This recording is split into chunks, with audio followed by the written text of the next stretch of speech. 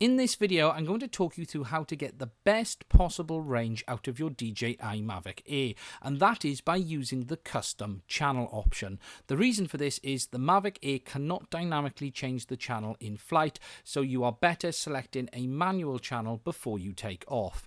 To do this, you need to go into the custom channel option. You go into settings, scroll down to the Wi-Fi on the side, and here you will see the auto and custom option along the top. In the middle, you then have the graph which shows you the current available channels. When you switch to custom, the channel index option becomes available at the bottom, and you can see they are numbered from 1 to 165. Channels numbered below 100 are in the 2.4 GHz band, and channels numbered above 100 are in the 5 GHz band. To get you the best possible range, you want to select a channel in the 2.4 GHz band, so a channel number below 100. As you can see on screen, I'm currently on channel 2, and all of the other channels around me are currently red, which means they are unsuitable because it's picking up some interference. If you were flying at a location like this, you actually might be better picking a channel in the 5 GHz band, because the chances are there's far less interference on those channels compared to on the 2.4.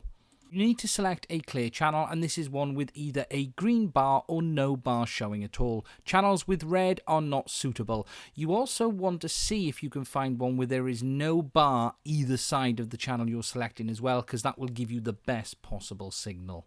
The important thing from this whole process is that you're selecting a clear one manually and not letting the DJI Go app do it for you. A lot of the time it might not always pick the best channel depending on the conditions you're flying in.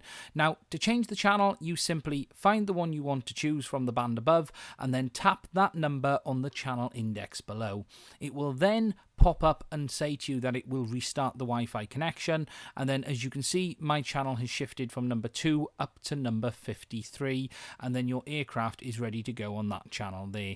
Last thing to remember is you cannot do this in flight, and you can only do this on the ground before you arm the motors.